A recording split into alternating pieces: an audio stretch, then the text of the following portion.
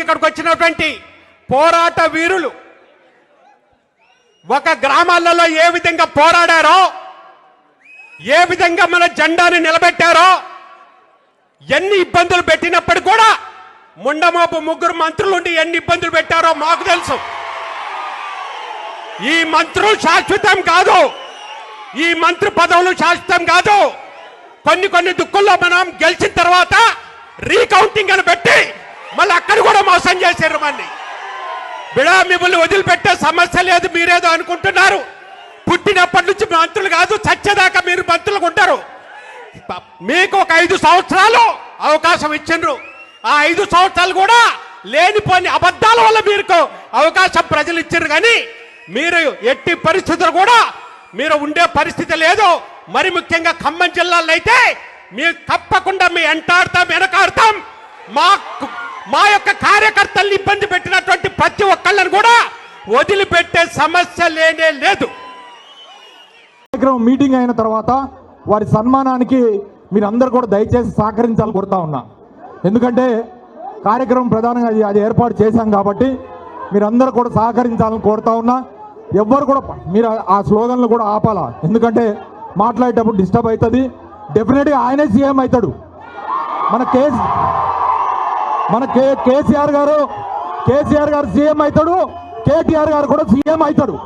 కానీ మీరు సభ జరగనీయాల. ఓకే, ఖమ్మం జిల్లాలో మీరు జరగండి. ఇక మీ పోయి కూర్చోండి, పోండి. మీరు ఇట్లా మొత్తుకునేటోళ్ళు పోయి కూర్చోండి, పోండి. దయచేసి ఖమ్మం జిల్లా, ఉమ్మడి ఖమ్మం జిల్లాలో మనందరికీ తెలుసు, మొన్న జరిగిన సర్పంచ్ ఎన్నికల్లో ఎన్ని నిర్బంధాలు, ఎన్ని పోలీస్ కేసులు, లేదా ఎన్ని రకాల ఒత్తిళ్లు, ప్రలోభాలు, వీటన్నింటినీ అధిగమించి దాదాపు 100 పైచీలకు సర్పంచుల్ని, ఉప సర్పంచుల్ని గెలిపించుకున్నారు. ప్రత్యేకించి నియోజకవర్గ ఇన్ఛార్జీలుగా ఉన్న సత్తుపల్లి నియోజకవర్గ ఇన్ఛార్జి సండ్ర వెంకటేశ్వరయ్య గారికి, పాలేరు నియోజకవర్గ ఇన్ఛార్జి కందాలు ఉపేందర్ రెడ్డి గారికి, అలాగే మదిర నియోజకవర్గ ఇన్ఛార్జిగా ఉన్న కమల్ రాజు గారికి, అలాగే వైరా నియోజకవర్గ నాయకులందరికీ, ప్రత్యేకించి మండల ప్రెసిడెంట్లకి అందరికి కూడా పేరు పేరున నేను అభినందనలు తెలియజేస్తా ఉన్నా. మీ పోరాట స్ఫూర్తికి, దానికి సహకరించిన మా పార్లమెంట్ సభ్యులు వద్దిరాజు రవిచంద్ర గారు, అలాగే మాజీ పార్లమెంట్ సభ్యులు నామా నాగేశ్వరరావు గారికి కూడా. అయితే నేను ఇప్పుడు ఒకటే చెప్పేది మీ అందరికీ, పార్టీ గడ్డు అధికారంలో ఉన్నప్పుడు మనందరికి కూడా పార్టీ అండదండగా ఉంది. మనం అందరం కూడా సమాజంలో ఏదో ఒక స్థాయికి గుర్తింపు తెచ్చుకున్నాము అని అంటే మన గులాబీ కండువా కేసీఆర్ గారి పుణ్యమే అని మాత్రం గుర్తుపెట్టుకోవాల్సిన అవసరం ఉంది. పార్టీ గడ్డు కాలంలో ఉంది కాబట్టి, పార్టీ కష్టకాలంలో ఉంది కాబట్టి నేను ఈ మాటలు చెప్తలేను. మనందరి బాధ్యత, పార్టీ అధికారంలో ఉన్నా అధికారంలో లేకపోయినా ఉద్యమ సమయంలో ఏదైతే స్ఫూర్తి మనం చూపించినామో, ఈ పార్టీ కార్యకర్తలు చూపించారో, అదే స్ఫూర్తిని ఈ రాబోయే 3 సంవత్సరాలు కూడా చూపించాల్సిన అవసరం ఉంది. ప్రత్యేకించి నీళ్లు, నిధులు, నియామకాల్లో 10 సంవత్సరాల పాటు తెలంగాణను పరిపాలించిన సమయంలో ఏ రకమైన న్యాయం జరిగింది కూడా మీ అందరికీ తెలుసు. కాంగ్రెస్ ప్రభుత్వం వచ్చిన 2 సంవత్సరాల్లోనే అటు కృష్ణా గోదావరి జిల్లాల్లో దోపిడీ మొదలైంది. ఆ దోపిడీని అరికట్టడానికి మళ్ళీ కేసీఆర్ గారు మళ్ళీ ఉద్యమం చేపట్టాల్సిన పరిస్థితి ఏర్పడింది. ఇవాళ పాలమూరు ప్రాజెక్టుని పండబెట్టారు. అలాగే అన్న ఇక్కడ సీతారామ ప్రాజెక్టు 2 సంవత్సరాలు అయింది. సీతారామ ప్రాజెక్టు మన ప్రభుత్వం ఉన్నప్పుడు ఏ పరిస్థితిలో ఉందో దానికి కనీసం అంగుళం కూడా ముందుకు కదలని పరిస్థితి. ఇక్కడ గెలవటం కోసం ఆ రోజు కళ్ళబొల్లి కబుర్లు చెప్పిన కాంగ్రెస్ మంత్రులందరూ ఇవాళ సమాధానం చెప్పాలా. ఏమంటున్నామంటే ఆ రోజు ఏం చెప్పారు, సీతారామ నీళ్లు ఈడికి తీసుకొస్తాం, అక్కడ కడుగుతాం, ఇక్కడ చల్లుకుంటాం, ఇవన్నీ చెప్పారు. 2 ఏళ్ళు అయింది. 2 ఏళ్ల తర్వాత కూడా ఇవాళ పాలేరు నియోజకవర్గానికి కానీ, ఖమ్మం నియోజకవర్గానికి కానీ, వైరా నియోజకవర్గానికి కానీ, లేదా పాత కృష్ణ ఆయకట్టు కింద సాగైతున్న సత్తుపల్లి మధుర నియోజకవర్గాల్లో కానీ ఒక్క బొట్టైనా సరే సీతారామ ప్రాజెక్టు కింద గోదావరి నీళ్లు పారిచ్చారా అని నేను అడుగుతా ఉన్నా. ఎక్కడైతే మనం మొదలు పెట్టామో, ఎక్కడైతే పూర్తి చేశామో ఆ పంపులకి మోటార్లు నొక్కారు, నీళ్లు నెత్తిని చల్లుకున్నారు, ఖతమైపోయింది. అన్న మొన్న మీటింగ్లో చెప్పినట్టు, కేసీఆర్ గారు చెప్పినట్టు, పాలమూరు రంగారెడ్డి ఉద్యమం తర్వాత మళ్ళీ ఉద్యమం ఎత్తుకోవాల్సింది ఖమ్మం జిల్లా నుంచే, అది కూడా సీతారామ ప్రాజెక్టు కోసం.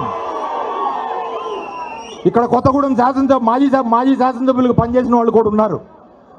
సీతారామ ప్రాజెక్టు ప్రధానంగా ఉద్దేశం కొత్తగూడెం జిల్లాలో ఉన్న అనేక నియోజకవర్గాల్లో కూడా, ఇల్లందు నియోజకవర్గం కానీ, పినపాక్ కానీ, భద్రాచలం కానీ సున్నా, ఇంతవరకు 1 ఎకరానికి కూడా నీళ్లు పారే పరిస్థితి లేదు. 3 పంప్ హౌజులు పూర్తి చేసి, 8 ప్యాకేజీలు పూర్తి చేసి, మనం ప్రాజెక్టు కింద ఆల్రెడీ 9,000 కోట్లు 10,000 కోట్లు ఖర్చు పెడితే ఇంతవరకు దాన్ని ఎస్టిమేట్లు 19,000 కోట్లకు పెంచారు తప్పితే ఏమాత్రం ముందుకు పడని పరిస్థితి. ఇక వాళ్ళు ఎందులో బిజీ ఉన్నారా అంటే 2 సంవత్సరాల అధికారం వచ్చిన తర్వాత కూడా బీఆర్ఎస్ పార్టీ నాయకులు ఇళ్ల చుట్టూ రాత్రులు తిరగటం, ప్రలోభాలు పెట్టడం, ఆ నాయకులు గుంజుకుంటాం, ఈ నాయకులు గుంజుకుంటానికి తప్పితే ఖమ్మంలో కానీ, ఖమ్మం జిల్లాలో కానీ ఇవాళ కాంగ్రెస్ నాయకులు, మంత్రులు బొచ్చ పట్టుకొని బిచ్చం ఎత్తుకునే పరిస్థితి ఉన్నది బీఆర్ఎస్ ఇళ్ల ముందు, బీఆర్ఎస్ నాయకులు ఇళ్ల ముందు. మీరు రండి. నేను ఎందుకు చెప్తా ఉన్నా అంటే బీఆర్ఎస్ నాయకులకున్న నాయకత్వ పటిమాది, వాళ్ళకున్న పోరాట స్ఫూర్తి అది. అందుకని అట్లాంటి వాళ్ళు కావాలి వాళ్ళకి. కాబట్టి మీ అందరూ కూడా మీకు చెప్పేది ఒక్కటే, 5 నియోజకవర్గాలు వచ్చిన కార్యకర్తలకి, సర్పంచులకి దయచేసి పార్టీ కష్టంతోని, మీ కష్టంతోని గెలిచి ఈ రాబోయే 3 సంవత్సరాలు మీరందరూ కూడా రథసారథులుగా ఈ గ్రామాల్లో ముందుకు నడపాలా. ఓడిపోయిన వాళ్ళు కూడా దిగులు చెందొద్దు. మనకు రాబోయే ఎన్నికలు ఏమొచ్చినా కూడా అందులో, లేదా మన ప్రభుత్వం వచ్చిన తర్వాత కూడా మీకు సరైన గుర్తింపు ఉంటుందని కూడా ఈ వేదిక ద్వారా తెలియజేసుకుంటూ, ఇప్పుడు సీనియర్ శాసనసభ్యులు మీరందరూ కాదు ఒక 2 వేదిక మీద ఉన్న మన పార్టీ వర్కింగ్ ప్రెసిడెంట్ కేటీఆర్ గారు, వేదిక మీద ఉన్న మిత్రులందరూ, అదేవిధంగా ఖమ్మం జిల్లా నుంచి వివిధ గ్రామాల నుంచి వచ్చిన మన సర్పంచులు, కార్యకర్తలు, లీడర్లు అందరూ కూడా హృదయపూర్వక నమస్కారాలు. మీరందరూ చూశారు గత సర్పంచ్ ఎలక్షన్లలో ఏం జరిగిందో. ఇదే పోరాట పటిమతోని ఖచ్చితంగా వచ్చే మనకు మున్సిపాలిటీ ఎలక్షన్లు వస్తున్నాయి, నెక్స్ట్ ఎంపీటీసీ, జెడ్పీటీసీలు వస్తాయి.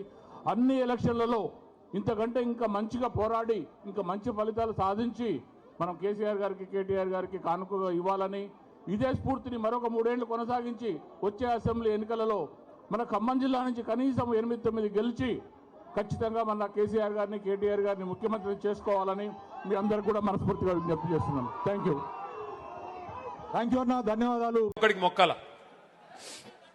ఒక ఆయన ఉన్నాడు రెవెన్యూ మంత్రి, బాంబులేటి, ఇంకా దీపావళికి బాంబులు వెళ్తాయి చూడండి అన్నాడు. 2 దీపావళిలు పోయినాయి, బాంబులు ఎక్కడ వెళ్ళాయో నాకు తెలియదు. ఈయన గారు పోయి మాత్రం అదాని కాళ్ళు పట్టుకొని, మోడీ కాళ్ళు పట్టుకొని, ఆయన ఇంటి మీద ఈడీ రేడ్ అయితే మాత్రం కాళ్ళు పట్టుకొని మీ బీజేపీలో చేరుతాను, దండం పెడతాను, నా మీద కేసు పెట్టకండి అని చెప్పి సిగ్గు లేకుండా బీజేపీకి మోకరిల్లి ఇవాళ కేసు మాఫీ చేయించుకుంటా ఉన్నాడు. ఇక ఇక్కడ ఖమ్మంలో ఇంకో మంత్రి గారు, ఆయన మన కార్పొరేటర్లు ఇల్లు బిజీగా తిరుగుతూ ఉన్నాడు. కార్పొరేటర్ల ఇంటి చుట్టూ తిరుగుతూ ఇవాళ నేను ఇక్కడికి వస్తున్నా అంటే ఒక 3 కార్పొరేటర్లు వేసుకొని పోయి రేవంత్ రెడ్డి కాడ కూర్చోబెట్టిండట.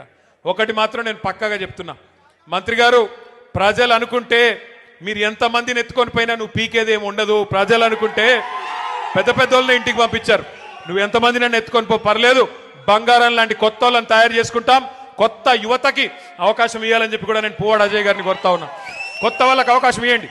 బంగారం లాంటి నాయకులు ఉన్నారు, మనకి చాకులు లాంటి పిల్లలు ఉన్నారు, అవకాశం ఇవ్వండి. వాళ్ళే మరి కొత్త నాయకులుగా ఉద్భవిస్తారు. ఇవాళ నేను ఖమ్మానికి వస్తున్నా.